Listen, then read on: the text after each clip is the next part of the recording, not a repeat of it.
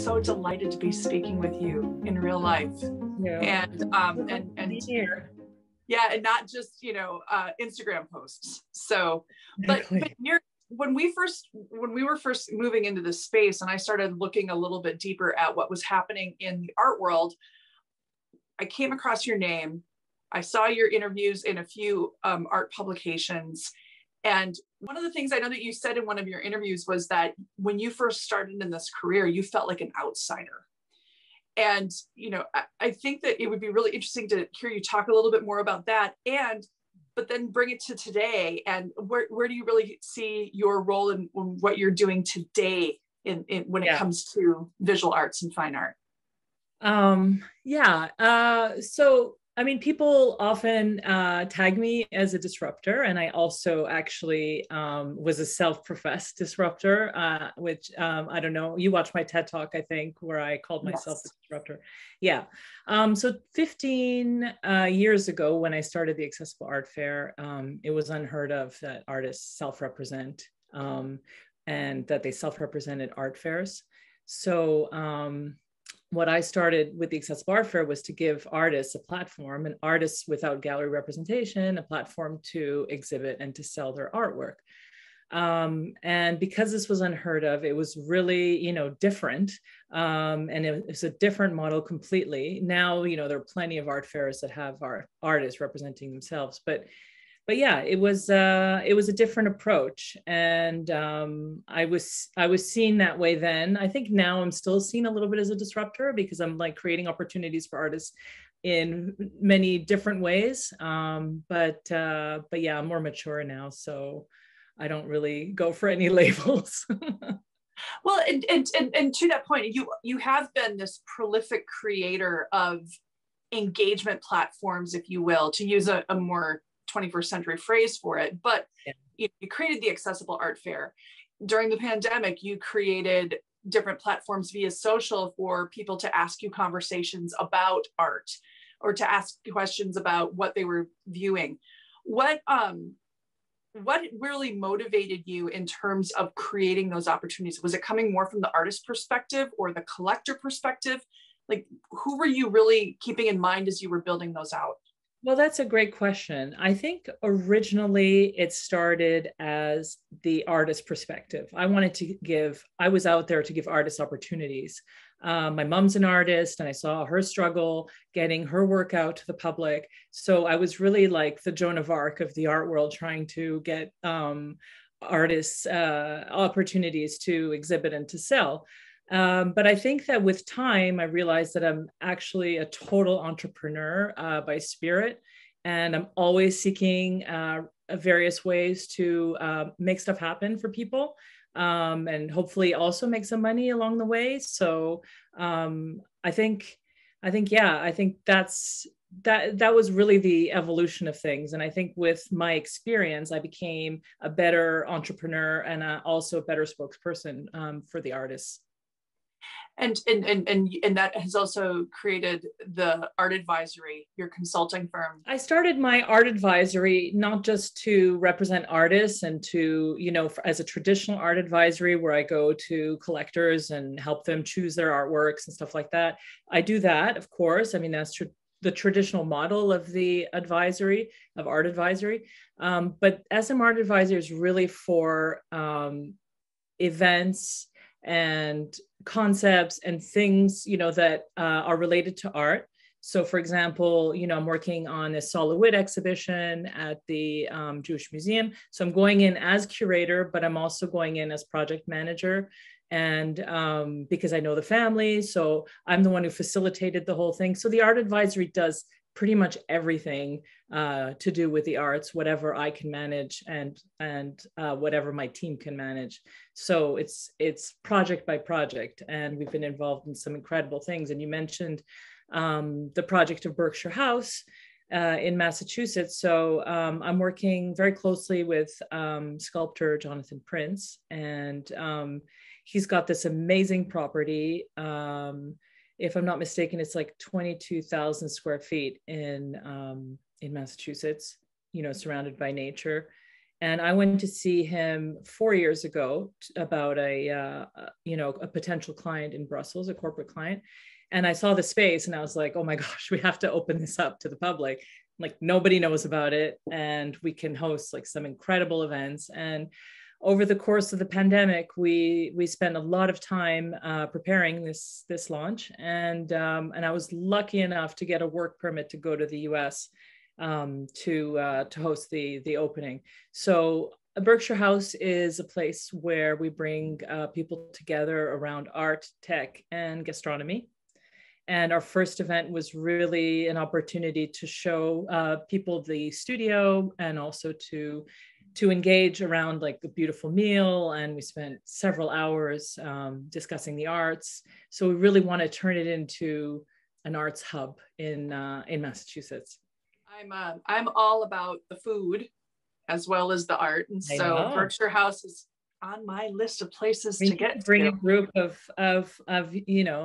group of yours to Berkshire House to experience some great food, and maybe we can even find a woman chef who can work with us, and sommelier. And gastronomy is such an art form, and you can get some amazing creatives, and that's what we're trying to achieve with Berkshire House, is to bring together all these incredible creatives to have a discussion around an amazing meal. And the Jewish Museum, that's based in Brussels, where you are. Yeah, so I'm based in Brussels, exactly. So the Jewish Museum, they approached me a few years ago and asked me if I had any ideas for events. So this is a bit of what the art advisory does. So they asked me, not for events, actually, they asked me for my opinion on various shows, any artists that I can bring over. And I started my relationship with the LeWitt family. I contacted them after going to MoCA in Massachusetts. And I saw Sol LeWitt's beautiful wall drawings. I don't know if you've seen it, but it's the most incredible Sol LeWitt show. And it was his last show that he put together, and it's on like permanent loan at MoCA. And after that, I contacted the family and we developed this relationship. And they were very, very enthusiastic about bringing the artist to the Jewish Museum. And it's a little known fact, but Sol LeWitt was Jewish. So this is really the first show to highlight his Judaism and his connection to his community. Excellent. Excellent. Yeah. Now, you mentioned that your mother was an artist. Is there a particular piece? Oh, is an artist. Was there a particular piece of hers that inspired you when you were young? Oh, totally. So many. My mom was really, really, really prolific. I mean, she painted a painting almost every week, and she was churning them out. And there's, I was always around it in our basement. She had all her paints and her easel and all her canvases and everything. So there's so many works. She did a fantastic collection after traveling around Southeast Asia after her and my father separated. And she's just sold out within like 2 weeks. It was incredible. But one painting actually that I recently shared was Children of Kabul. I don't know if you saw that. She painted that 20 years ago. So I wasn't a kid at the time, but it was a very poignant piece with, what was going on in Afghanistan then, and now exactly the same thing is happening. Right. And I decided to share it on social media, and it's a really, really strong work. One of the things that frustrates me is basic human rights for women is still a challenge. So even having a conversation about parity of women in the art world is challenged by that fundamental problem. What is your take though on what's happening right now with women in contemporary art, just in general? Like what's kind of your hot take? Well, that's a big question. I can tell you, I mean, plain and simple, black and white, that women don't have the same opportunities as men. That's a fact. Now it's interesting. I mean, things are changing, and they have in the last, 20 years that I've been in the business.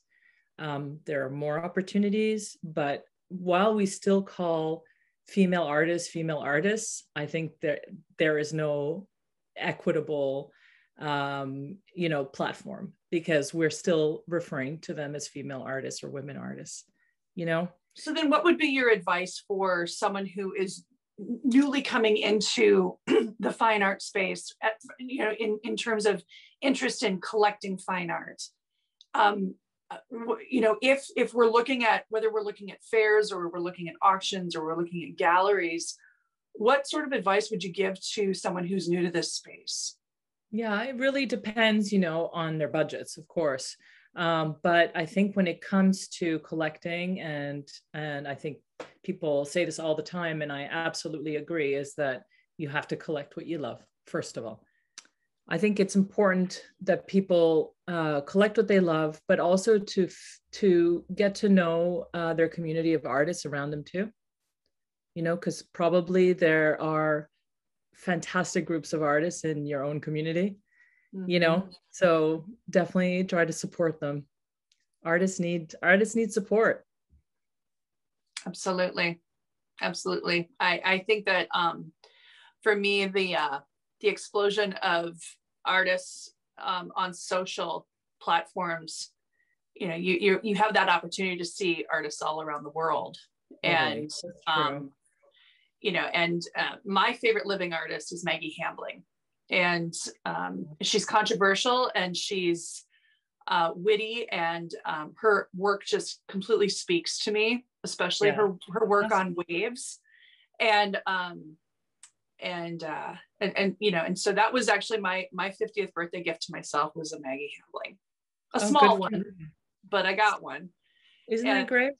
It's phenomenal. And at the same time, now you can call yourself a collector. And now I can call myself, well, I also have a Roy Lichtenstein. So a small one. Lucky you. Yeah, I'm very fortunate. But it's but to your point, the Twin Cities, most people may not think of this as an art hub. And then I'm like, I want to remind everyone, Prince lived here. Yes. This is actually an explosive creative community. And I still look at the Walker Art Center as an example of, that's our contemporary museum here. I'd put that on par with any of the MOCAs around the US. So, but I agree. But I'd love to please check it. Yeah. Please get it. Have a reason to come here to the Twin Cities, and I'll host you, and we'll go have a great meal.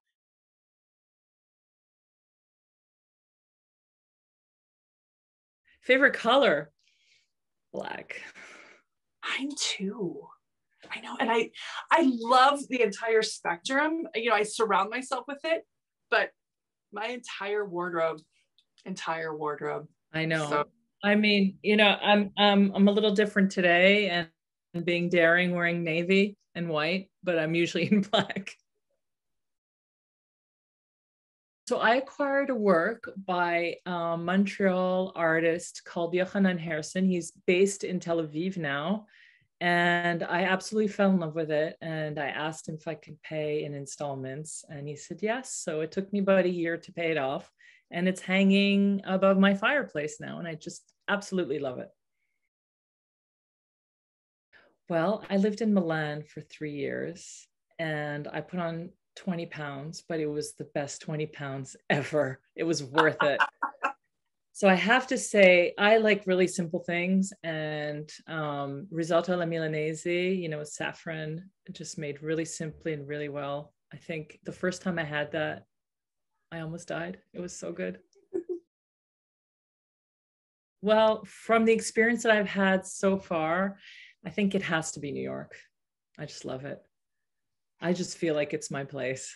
I feel like I fit in. I mean, now I have less energy than I did 20 years ago, but I still feel like there's just always something there for me to enjoy, and the vibrancy of the city is just incredible. The energy is palpable. My art crush now is Kennedy Yanko. I don't know if you know her, but she works in metal, and it's very rare for a woman to work in metal, like these big metallic sculptures. I'm very, very into metal. I mean, my favorite artist is Richard Serra. And I think Kennedy Yanko is is not in the same vein, but working in metal, and she's killing it. Chloe Wise is from my city, from Montreal, and I think that she is going to be huge. And I like her a lot. There's so many different things. Like I said, get to know your community of artists on Instagram, discover artists, see what your taste is, maybe get an advisor to help you, someone who's been working in the arts who can steer you in the right direction. If that's what you want, but you can also just buy what you love, just go to art fairs. And I mean, I'm all for meeting the artist. That's pretty much my motto, meet the artist and figure out what they were painting. And if you gel with the artist, then you're going to want to tell the story when the work is on your wall, Who the hell knows? Who knows? With COVID, it's almost impossible to figure that out. But I think I have a meeting with my favorite musician in Rotterdam at the end of September. So it's not a very sexy town, but it's really cool. And there's a lot of great art. And there's a beautiful new museum that's opening up there called the Phoenix. And I'm meeting this pianist that I've just absolutely loved for years. His name is Joep Beving, and I'd like to bring him over to the States for a concert. So I'm going to try and make that happen. Oh, thank you so much. Thank you so much.